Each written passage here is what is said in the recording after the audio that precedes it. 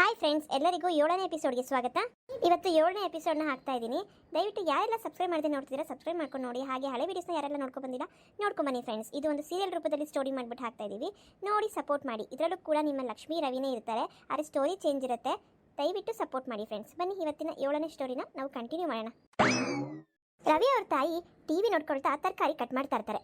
ಈಗ ಸಂಜೆ 5:30 ಆಗಿದೆ ಟೈಮ್. ರವಿ ಮನೆಗೆ ಬರೋ ಹೊತ್ತು. ಅಮ್ಮ, ಇವತ್ತಂತೂ ಫಸ್ಟ್ ಡೇ. ಕೆಲಸ ಸಿಕ್ಕಾಪಟ್ಟೆ ಇತ್ತು ನೋಡಮ್ಮ. ಬಾರಪ್ಪ ರವಿ, ಏನು ಅಷ್ಟೊಂದು ಕೆಲಸನ ಮೊದಲನೇ ದಿನನೇ? ಹ್ಞೂನಮ್ಮ, ಸ್ವಲ್ಪ ಎಲ್ಲ ನೋಡ್ಕೊಬೇಕಿತ್ತಲ್ವಾ, ಹಂಗಾಗಿ ಸ್ವಲ್ಪ ಲೇಟ್ ಆಯಿತು. ಬೇಗನೆ ಬರ್ತಾ ಇದ್ದೆ, ಎಲ್ಲ ಕಲಿಬೇಕಲ್ಲ. ಆಯ್ತು ಬಿಡಪ್ಪ. ಆಮೇಲೆ ಅಮ್ಮ, ನಾನು ನನ್ನ ಮೊದಲನೇ ಸಂಬಳನ ಏನಕ್ಕಾದರೂ ಒಳ್ಳೆ ಕೆಲಸಕ್ಕೆ ಯೂಸ್ ಮಾಡ್ಕೋಬೇಕಂತ ಇದ್ನಲ್ಲ, ಆ ಒಳ್ಳೆ ಕೆಲಸ ಏನಕ್ಕೆ ಯೂಸ್ ಮಾಡಬೇಕು ಅಂತ ನಾನು ಇವತ್ತು ಡಿಸೈಡ್ ಮಾಡಿದೆ ಕಣಮ್ಮ. ಹೌದೇನೋ? ಇಲ್ಲ, ಯಾರು ಕೊಡಬೇಕು ಅಂತ ಅನ್ಕೊಂಡಿದ್ಯಾ ದುಡ್ಡನ್ನ? ಯಾರ ಪುಣ್ಯವಂತರು? ಅಮ್ಮ, ಒಂದು ಕಾಲೇಜ್ ಹುಡುಗಿ ಫೀಸ್ ಕಟ್ಟೋದಕ್ಕೆ ತೊಂದರೆ ಅಂತೆ, ಮನೇಲಿ ಬಡ್ತಾನ ಅಂತೆ. ನ್ಯೂಸ್ ಪೇಪರಲ್ಲಿ ಆ್ಯಡ್ ಕೊಟ್ಟಿದ್ರು. ಆ್ಯಡ್ ಅನ್ನಂಗಿಂದ ರಿಕ್ವೆಸ್ಟ್ ಮಾಡೋ ಥರ ಇತ್ತು, ಯಾರಾದರೂ ಸಹಾಯ ಮಾಡಿ ಅಂತ.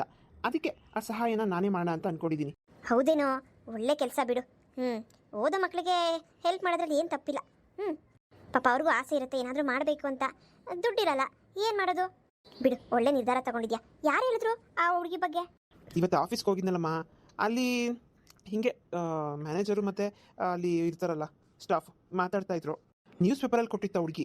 ಆ ನ್ಯೂಸ್ ಪೇಪರ್ ಇಟ್ಕೊಂಡು ಆ ಹುಡುಗಿ ಬಗ್ಗೆನೇ ಮಾತಾಡ್ತಿದ್ರು. ಅವಾಗ ನಾನು ಹೋದೆ ಅದೇ ಟೈಮ್ಗೆ. ಅವಾಗ ಗೊತ್ತಾಯಿತು, ಹೇಗೋ ಒಳ್ಳೆ ಕೆಲಸಕ್ಕೆ ಯೂಸ್ ಆಗುತ್ತೆ ಬಿಡು. ಹಾಗಾದ್ರೆ ಸಂಬಳ ಬಂದ ತಕ್ಷಣ ಹೋಗಿ ಕಟ್ಬಿಡ್ತೀಯಾ? ಹ್ಞೂನಮ್ಮ, ಇನ್ನೂ ಒಂದು ವಾರನೂ ಆಗಿಲ್ವಲ್ಲ, ಇನ್ನೂ ಒಂದು ತಿಂಗಳು ಬೇಕು ಸಂಬಳ ಬರೋದಕ್ಕೆ. ಇನ್ನೇನು ಈಗಲೂ ಕಾಲೇಜ್ ರಜೆಗಳಿರುತ್ತೆ, ಕಾಲೇಜ್ ಸ್ಟಾರ್ಟ್ ಆಗೋದಕ್ಕೂ ಒಂದು ತಿಂಗಳು ಬೇಕಾಗುತ್ತೆ. ಅಷ್ಟರಲ್ಲಿ ಹೋಗಿ ಕಟ್ತೀನಿ. ಮತ್ತೆ ಆ ಹುಡುಗಿಗೆ ನೀನು ಕಟ್ಟಿದ್ಯಾ ಅಂತ ಹೆಂಗೆ ಗೊತ್ತಾಗುತ್ತೆ? ಅಮ್ಮ, ಆ ಹುಡುಗಿ ನಾನು ಯಾವ ಕಾಲೇಜಿಗೆ ಸೇರ್ತೀನಿ ಅಂತ ಆ ಕಾಲೇಜ್ ಹೆಸರು ಕೂಡ ಬರ್ತಿದೆ. ಹಾಗಾಗಿ ಕಾಲೇಜ್ಗೆ ಹೋಗ್ಬಿಟ್ಟು ಹುಡುಗಿ ಹೆಸರು ಕಟ್ತೀನಿ. ಅವರು ಆ ಹುಡುಗಿಗೆ ಇನ್ಫಾರ್ಮ್ ಮಾಡ್ತಾರೆ. ಅಲ್ಲ ಕಣಪ್ಪ ರವಿ, ಈ ಕಾಲೇಜವ್ರು ಇನ್ಫಾರ್ಮ್ ಮಾಡ್ತಾರೋ ಇಲ್ಲ ಅವರೇ ಬಿಡಪ್ಪ ಬಿಟ್ಟಿ ದುಡ್ಡು ಅಂತ ನುಂಗ್ಕೊಂತಾರೋ? ಯಾರೋ ಗೊತ್ತಾಗಬೇಕು. ಆ ಹುಡುಗಿಗೆ ಒಂದ್ಸತಿ ವಿಷಯ ತಲುಪಿದೆ ಚೆನ್ನಾಗಿರೋದು ಕಣ. ಅಲ್ಲ, ಫೋನ್ ನಂಬರ್ ಏನು ಹಾಕಿಲ್ವಾ? ಇಲ್ಲಮ್ಮ, ಫೋನ್ ನಂಬರ್ ಏನು ಇರಲಿಲ್ಲ. ಆದರೆ ಯಾರೋ ಶಿವಣ್ಣ ಅಂತ ಅವರ ಮನೆ ಅಡ್ರೆಸ್ಸಿಂದ ಬಂದಿರಂಗಿದೆ. ಅದೇನು ಮನೆ ಅಡ್ರೆಸ್ಸೋ ಏನು ಅಡ್ರೆಸ್ಸೋ ಗೊತ್ತಿಲ್ಲ. ಯಾವುದೊಂದು ಅಡ್ರೆಸ್ಸು, ಅವ್ರ ಊರಿನ ಅಡ್ರೆಸ್ ಇದೆ ಅಲ್ವಾ? ಅದೇ ಅಡ್ರೆಸ್ಗೆ ಹಿಂಗೆ ದುಡ್ಡು ಕಟ್ತಾ ಇದ್ದೀನಿ ಇಲ್ಲ ಕಟ್ಟಿದ್ದೀನಿ, ಮುಂಚೆನೇ ಇನ್ಫಾರ್ಮ್ ಮಾಡಿಬಿಡು. ಅವಾಗ ಅವ್ರಿಗೂ ಖುಷಿ ಆಗುತ್ತೆ, ಯಾರೋ ಒಬ್ರು ಕಟ್ಟಕ್ಕೆ ರೆಡಿ ಇದ್ದಾರಪ್ಪ ಅಂತ. ಮತ್ತೆ ನೀನು ಕಟ್ಟೋದು ಮತ್ತು ಇನ್ಯಾರೋ ಕಟ್ಟೋದು, ಯಾಕೆ ಇಬ್ಬರಿಬ್ರು? ನೀನು ಕಟ್ತೀನಿ ಅಂತ ಅವ್ರಿಗೊಂದ್ಸತಿ ಭರವಸೆ ಕೊಟ್ಬಿಟ್ರೆ, ಅಂದರೆ ಈ ಥರ ಲೆಟ್ರ್ ಮುಖಾಂತರನೋ ಏನಾದರೂ, ಅವರು ಪಾಪ ಖುಷಿಯಾಗಿ ಮುಂದಿನ ಸಿದ್ಧತೆಗಳನ್ನ ಮಾಡ್ಕೋತಾರೆ ಕಾಲೇಜಿಗೆ ಹೋಗೋದಕ್ಕೆ. ಅದಕ್ಕೆ ಅದು ಇದು ತಯಾರಿ ಇರುತ್ತಲ್ಲ, ಮತ್ತೆ ಅವ್ರಿಗೂ ದುಡ್ಡು ಹೇಗೋ ಅಡ್ಜಸ್ಟ್ ಆಯಿತು ಅಂತ ನೆಮ್ಮದಿಯಿಂದ ಇರ್ತಾರೆ. ನಾಳೆನೇ ಒಂದು ಲೆಟ್ರ್ ಬರೆದು ಬಿಡೋ. ಸರಿನಮ್ಮ, ಆಯಿತು, ನೀನು ಹೇಳ್ದಂಗೆ ಆಗಲಿ ಬಿಡು. ಇವಾಗ ಹೋಗಿ ಕುತ್ಕೊಂಡು ಲೆಟ್ರ್ ಬರೀತೀನಿ. ಅವ್ರಿಗೆ ತಲುಪೋ ಅಷ್ಟರಲ್ಲಿ ನಾಳೆ ಆಗುತ್ತೆ. ಆಗಲಿ ಬಿಡು, ನಾಳೆ ಆಗಲಿ. ಸ್ಪೀಡ್ ಪೋಸ್ಟ್ ಮಾಡಿಬಿಡು, ನಾಳೆ ಮಧ್ಯಾಹ್ನದಷ್ಟರಲ್ಲಿ ತಲುಪಿಬಿಡುತ್ತೆ. ಆಮೇಲೆ ನಿನ್ನ ಹೆಸರು ಹಾಕಿರು. ಆಮೇಲೆ ನಿನ್ನ ಫೋನ್ ನಂಬರು ಹಾಕಿರೋ. ಏನಾದರೂ ಬೇರೆ ಅವಶ್ಯಕತೆ ಇದ್ದರೆ ಫೋನ್ ಮಾಡಲಿ. ಸರಿನಮ್ಮ, ಆಯ್ತು, ಹಾಕ್ತೀನಿ ಬಿಡು, ಅದಕ್ಕೇನು. ಸರಿಯಮ್ಮ, ಇವಾಗ ತಾನೇ ಬಂದಿದ್ದೀನಿ, ಹೋಗಿ ಫ್ರೆಶ್ ಅಪ್ ಆಗ್ತೀನಿ. ನೀನು ಅಷ್ಟರಲ್ಲಿ ಅಡುಗೆ ಮಾಡೋ ರೂಮಲ್ಲಿ ಇರ್ತೀನಿ.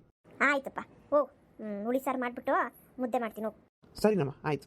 ರವಿ ಹಾಗಂತ ಅವ್ರ ಅಮ್ಮನ ಹತ್ರ ಎಲ್ಲ ವಿಷಯಗಳನ್ನ ತಿಳಿಸ್ಬಿಟ್ಟು ರೂಮಿಗೆ ಹೋಗ್ತಾನೆ. ಅವ್ರ ಅಮ್ಮಂಗಂತೂ ಈ ವಿಷಯ ಕೇಳಿ ತುಂಬಾನೇ ಖುಷಿ ಆಗುತ್ತೆ. ಯಾರೋ ಏನೋ ಪಾಪ ಒಳ್ಳೆ ಹುಡುಗಿ ಅನ್ಸುತ್ತೆ, ಅದಕ್ಕೆ ಆ ದೇವರು ಈ ದುಡ್ಡನ್ನ ಹುಡುಗಿಗೆ ಸಿಗೋ ಹಾಗೆ ಮಾಡ್ತಾ ಇರೋದು. ನನ್ನ ಮಗ ಅಂತೂ ಭಾರಿ ಒಳ್ಳೆಯವನು. ₹1 ಬೇಯಿಸ್ತಿರೋ ಈ ಕಾಲದಲ್ಲಿ ನನ್ನ ಮಗ 60,000 ಕೊಡ್ತಾವನೆ. ದೇವ್ರೆ, ಯಾವಾಗಲೂ ಇವನು ಚೆನ್ನಾಗಿಟ್ಟಿರಪ್ಪ. ಲೆಟರ್ ಏನೋ ಬರ್ದಿದ್ದೀನಿ. ಆ ಹುಡುಗಿ ನೋಡಿ ಏನು ರಿಯಾಕ್ಟ್ ಮಾಡ್ತಾಳೋ ಗೊತ್ತಿಲ್ಲ. ಏನಿರುತ್ತೆ, ತುಂಬ ಖುಷಿ ಪಟ್ಟಿರ್ತಾಳೆ ಪಾಪ. ಅವ್ರ ಮನೆ ಪರಿಸ್ಥಿತಿ ಹೇಗಿದೆಯೋ ಏನೋ. ನನಗೂ ಒಂದು ಆಸೆ, ಬಡವರ ಮನೆ ಹುಡುಗಿನ ಮದುವೆ ಮಾಡ್ಕೋಬೇಕು ಅಂತ. ನನ್ನ ಹುಡುಗಿ ಎಲ್ಲಿದ್ದಾಳೋ? ಅಮ್ಮ ಬೇರೆ ನೆನ್ನೆ ಹೇಳ್ತಾ ಇದ್ರು ಸೊಸೆ ಬೇಕು ಅಂತ. ಆದರೆ ಇನ್ನೂ 2-3 ವರ್ಷ ಬೇಡ ಅಂತ ಹೇಳ್ಬಿಟ್ಟಿದ್ದೀನಿ. ಬೇಡ ಸದ್ಯಕ್ಕೆ, ನಾನೇ ದುಡಿದು ಕಷ್ಟಪಟ್ಟು ಸಾಕಬೇಕು ಅನ್ನೋದು ನನ್ನ ಆಸೆ. ಕಾಯೋಣ. ಆದರೆ ನಾನು ಲವ್ ಮ್ಯಾರೇಜ್ ಆಗ್ತೀನೋ ಅರೇಂಜ್ ಮ್ಯಾರೇಜ್ ಆಗ್ತೀನೋ ಗೊತ್ತಿಲ್ಲ. ನಾನು ಬಡವರ ಮನೆ ಹುಡುಗಿನ ಮದುವೆ ಮಾಡ್ಕೋಬೇಕು ಅಂತ ಅಂದ್ಕೊಂಡಿರೋದು ಯಾರಿಗೂ ಗೊತ್ತಿಲ್ಲ. ಅಮ್ಮಂಗೆ ಸದ್ಯಕ್ಕೆ ಹೇಳೋದು ಬೇಡ. ಇನ್ನೊಂದು 2-3 ವರ್ಷ ಕಳೀಲಿ, ಆಮೇಲೆ ಹೇಳ್ಕೊಂಡ್ರಾಯ್ತು. ಈ ಲೆಟರ್ನ ಬೆಳಿಗ್ಗೆನೇ ಸ್ಪೀಡ್ ಪೋಸ್ಟ್ ಮಾಡಿಬಿಡ್ತೀನಿ, ಮಧ್ಯಾಹ್ನನೇ ಹೋಗೋ ಥರ. ಪಾಪ ಲಕ್ಷ್ಮಿ ಖುಷಿ ಪಡಲಿ.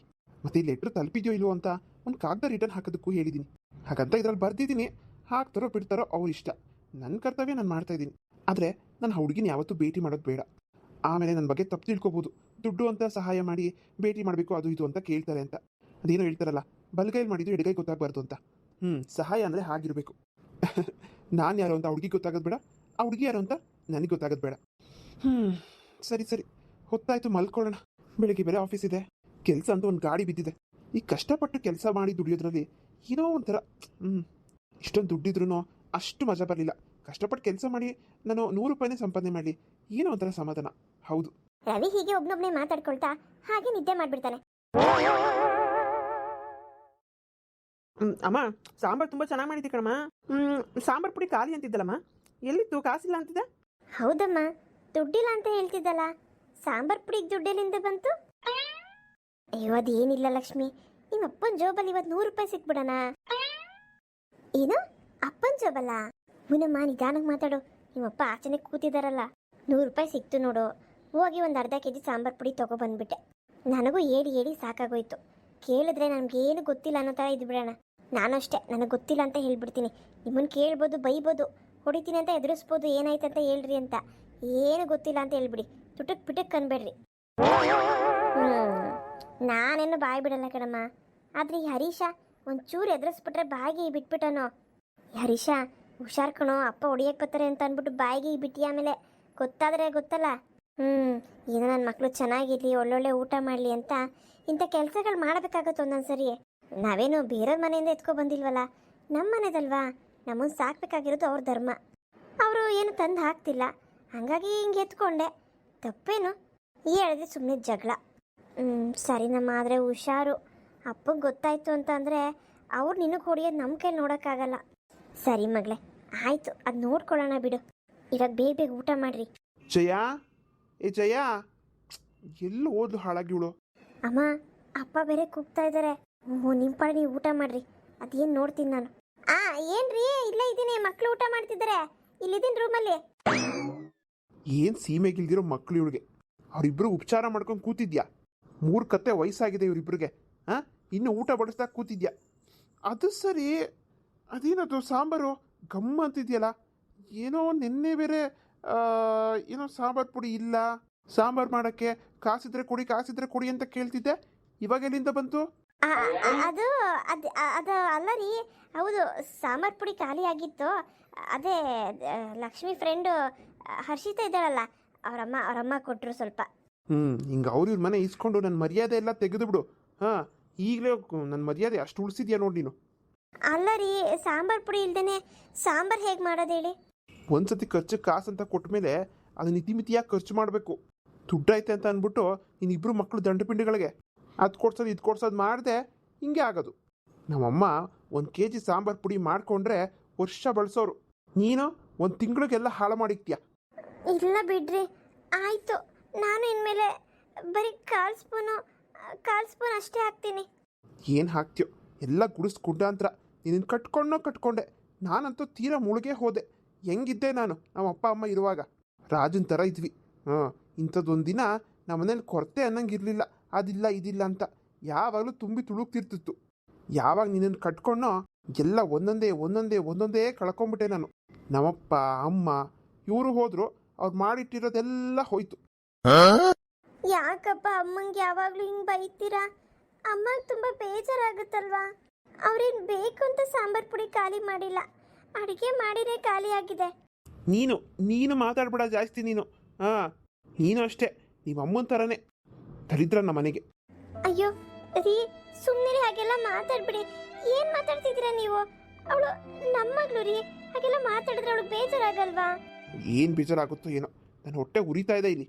ಮೊದಲು ಈ ಶನಿನ ಯಾರಿಗಾದ್ರೂ ಕೊಟ್ಟು ಮದುವೆ ಮಾಡಿ ಓಡಿಸ್ಬೇಕು. ರೀ, ದಯವಿಟ್ಟು ಸುಮ್ಮನೆ, ನಿಮ್ಮ ಕೈ ಮುಗಿತೀನಿ, ಸುಮ್ಮನೆ. ಆಯ್ತು, ನೀವು ಹೇಳ್ದಾಗ ನಾನು ಸಾಂಬಾರು ಪುಡಿನ ತುಂಬ ದಿನಗಳ ಕಾಲನೇ ಬಳಸ್ತೀನಿ. ಇವಾಗ ಸುಮ್ಮನಿದ್ದು ಬಿಡಿ. ಏನು ಮಾಡ್ತೀರೋ ಅಮ್ಮ ಮಗಳು ಸೇರ್ಕೊಂಡು? ನಿಮ್ಮಿಬ್ಬರು ಮಧ್ಯದಲ್ಲಿ ಇವನೊಬ್ಬ ಯಾವಾಗಲೂ ಅಮ್ಮ ಅಂತ ಅಮ್ಮನ ಸೆರಗಿಟ್ಕೊಂಡೇ ತಿರುಗ್ತಾನೆ, ಗಂಡು ಹುಡುಗಾಗಿ. ಅದು ಸರಿ, ನನ್ನ ಜೋಬಲ್ಲಿ 100 ರೂಪಾಯಿ ಇಟ್ಟಿದ್ನಲ್ಲ, ಯಾರು ತಗೊಂಡ್ರಿ? ಇಲ್ಲ ರೀ, ಅದು ನಮಗೆ ಗೊತ್ತಿಲ್ಲ. ಯಾವ 100 ರೂಪಾಯಿ ಯಾವಾಗ ಇಟ್ಟಿದ್ರೆ? ನಾವು ಯಾವಾಗ ನಿಮ್ಮ ಜಾಬ್ ಮುಡ್ತೀವಿ ಹೇಳಿ? ಅದು ಸರಿನೇ, ನಾನೇ ಏನೋ ಖರ್ಚು ಮಾಡಿರ್ತೀನೇನೋ, ನನಗೆ ನೆನಪಾಗ್ತಿಲ್ಲ. ನೀವೇನಾದ್ರು ತಗೊಂಡ್ರಿ ಅಂತ ಗೊತ್ತಾಯ್ತು, ಒಬ್ರೊಬ್ರದ್ದು ಚರ್ಮ ಸುಳಿದು ಬಿಡ್ತೀನಿ. ಲಕ್ಷ್ಮಿ, ಬೇಜಾರು ಮಾಡ್ಕೋಬೇಡ ಮಗಳೇ, ನಿಮ್ಮ ಅಪ್ಪನ ಬಗ್ಗೆ ನಿನಗೆ ಗೊತ್ತಲ್ಲ. ಇಲ್ಲ ಬಿಡಮ್ಮ, ಅಪ್ಪ ಹೇಳಿದ್ರಲ್ಲಿ ನಿಜನೂ ಇರ್ಬೋದಲ್ವಾ? ಲಕ್ಷ್ಮಿ, ಏನು ಮಾತಾಡ್ತಿದ್ಯಮ್ಮ? ಹೌದಮ್ಮ, ಹೌದು, ಅಪ್ಪ ಇವಾಗ ತಾನೇ ಹೇಳಿಲ್ವಾ ಎಲ್ಲನೂ ಕಳ್ಕೊಂಡೆ ಅಂತ. ನಾನು ಹುಟ್ಟಿದ ಮೇಲೆ ಅನಿಸುತ್ತೆ ಎಲ್ಲ ಹೋಗಿದ್ದು. ನನಗೆ ಗೊತ್ತಿಲ್ಲ. ಅಪ್ಪ ಹೀಗೆಲ್ಲ ಮಾತಾಡ್ತಾರೆ ಅಂದರೆ ನಂಗೆ ತುಂಬ ಬೇಜಾರಾಗುತ್ತೆ. ಅಯ್ಯೋ ಲಕ್ಷ್ಮಿ, ಸುಮ್ಮನಿರಮ್ಮ. ನಿಮ್ಮ ಅಪ್ಪನ ಮಾತಿಗೆಲ್ಲ ತಲೆ ಕೆಡಿಸ್ಕೋಬೇಡ. ನನ್ನ ಮಗಳು ನೀನು. ನೀನು ಮುಂದೆ ನಿನ್ನ ಗುರಿ ಏನಿದೆಯೋ ಅದ್ರ ಬಗ್ಗೆ ಮಾತ್ರ ಯೋಚನೆ ಮಾಡಬೇಕು. ಇದ್ರ ಬಗ್ಗೆ ಎಲ್ಲ ತಲೆ ಕೆಡಿಸ್ಕೊಂಬೇಡ. ಅದೇನೋ ಅಂತಾರಲ್ಲ, ಕಾಮಾಲೆ ಕಣ್ಣಿರೋರಿಗೆ ಕಾಣೋದೆಲ್ಲ ಹಳದಿ ಅಂತೆ ಅಂತ. ಅವ್ರಿಗೆ ಗೊತ್ತಿಲ್ಲ ಹೆಣ್ಮಕ್ಳು ಬೆಲೆ. ಹೆಣ್ಮಕ್ಳು ಅಂದರೆ ಹೊರೆ ಅನ್ಕೋಬಿಟ್ಟಿದ್ದಾರೆ. ಅದಕ್ಕೆ ನಿಮ್ಮಪ್ಪ ಹೀಗೆಲ್ಲ ಮಾತಾಡ್ತಿರೋದು. ನೀನು ಊಟ ಮಾಡು ಮಗಳೇ, ನಿಮ್ದಿಂದ ಊಟ ಮಾಡು. ಲಕ್ಷ್ಮೀ, ಲಕ್ಷ್ಮೀ, ನಾನು ಹರ್ಷಿತಾ. ಲಕ್ಷ್ಮೀ. ಅಮ್ಮ, ಹರ್ಷಿತಾ ಬಂದಿದ್ದಾಳೆ ಅನ್ಸುತ್ತೆ. ಅಪ್ಪ ಆಚೆ ಇಲ್ವೇನೋ, ಅದಕ್ಕೆ ಅವಳು ಬಂದಿದ್ದಾಳೆ. ಅದೇನು ಕೇಳ್ಕೊಂಬರ್ತೀನಮ್ಮ ಹೋಗಿ. ಲಕ್ಷ್ಮಿ, ನೀನು ಊಟ ಮಾಡು ಕಂದ. ನಾನು ಹೋಗಿ ಹರ್ಷಿತನ್ನೇ ಕರ್ಕೊಂಬರ್ತೀನಿ ಒಳಗಡೆ. ಎದ್ದಳ್ಬೇಡ, ಕೂತ್ಕೋ, ಊಟ ಮಾಡು. ಲಕ್ಷ್ಮಿ, ಏನು ಗೊತ್ತಾ? ಏನಾಯ್ತು ಹರ್ಷಿತಾ? ಗುಡ್ ನ್ಯೂಸ್ ಕಣೆ, ಗುಡ್ ನ್ಯೂಸ್. ಖುಷಿ ಪಡೋಂಥ ವಿಷಯ. ನಮ್ಮಂಥವ್ರಿಗೆ ಎಲ್ಲೇ ಖುಷಿ ಪಡೋದು? ಏನು ಹೇಳು? ಅಯ್ಯೋ ನೀನು ಪೇಪರಲ್ಲಿ ಆ್ಯಡ್ ಕೊಟ್ಟಿದ್ದಲ್ಲ, ಅಂದರೆ ಬೇಕು ಅಂತ, ಅದಕ್ಕೆ ರಿಪ್ಲೈ ಬಂದಿದೆ. ಏನು ರಿಪ್ಲೈ ಬಂದಿದ್ಯಾ? ಏನಂತ ಇದೆ? ನಾವು ಅಂದ್ಕೊಂಡಿರೋದು ಆಗಿದೆ ಕಣೆ. ಮತ್ತೆ ಇದನ್ನು ನಾನು ಅಲ್ಲಿ ಇಟ್ಟಿರ್ತೀನಿ, ನೀನು ಆಮೇಲೆ ನಿಧಾನಕ್ಕೆ ಓದ್ಕೋ. ಇವಾಗ ನೆಮ್ಮದಿಯಿಂದ ಊಟ ಮಾಡು, ಸರಿನಾ? ಸರಿ ಆಂಟಿ, ನಾನು ಹೊರಡ್ತೀನಿ. ಅಂಕಲ್ ಇಲ್ಲ ಆಚೆ ಇದ್ರು, ಅದಕ್ಕೆ ಆ ಕಡೆ ಹೋದ್ರು ಅಂದ್ಬಿಟ್ಟು ಬಂದೆ. ಮತ್ತೆ ಬಂದ್ಗಿಂದರು ನಾನು ಹೋಗ್ತೀನಿ. ಸರಿನಮ್ಮ ಹರ್ಷಿತಾ, ಆಯಿತು. ಫ್ರೆಂಡ್ಸ್, ಇವತ್ತಿನ ಸ್ಟೋರಿನ ಇಲ್ಲಿಗೆ ಮುಗಿಸ್ತಾ ಇದ್ದೀನಿ. ದಯವಿಟ್ಟು ಯಾರೆಲ್ಲ ನೋಡಿದ್ದೀರಾ ದಯವಿಟ್ಟು ಸಬ್ಸ್ಕ್ರೈಬ್ ಮಾಡ್ತೀರಾ, ಸಬ್ಸ್ಕ್ರೈಬ್ ಮಾಡ್ಕೊಂಡು ನೋಡಿ. ಹಾಗೆ ಈ ವಿಡಿಯೋನ ಇಷ್ಟ ಆದರೆ ಶೇರ್ ಮಾಡಿ, ಲೈಕ್ ಮಾಡಿ, ಕಮೆಂಟ್ಸ್ ಮಾಡಿ. ಮುಂದಿನ ವಿಡಿಯೋದಲ್ಲಿ ಭೇಟಿ ಮಾಡೋಣ. ಪ್ರತಿದಿನ ನಾನು ವಿಡಿಯೋನ ಹಾಕ್ತಾ ಇದ್ದೀನಿ. ಯಾರೆಲ್ಲ ನೋಡಿಲ್ಲ ಹಳೆ ಎಪಿಸೋಡ್ನ ನೋಡ್ಕೊಂಡು ಬನ್ನಿ, ಸಪೋರ್ಟ್ ಮಾಡಿ. ಮುಂದಿನ ವಿಡಿಯೋದಲ್ಲಿ ಭೇಟಿ ಮಾಡೋಣ. ಅಲ್ಲಿವರೆಗೂ ಬಾಯ್. ಎಲ್ಲರಿಗೂ ಶುಭರಾತ್ರಿ.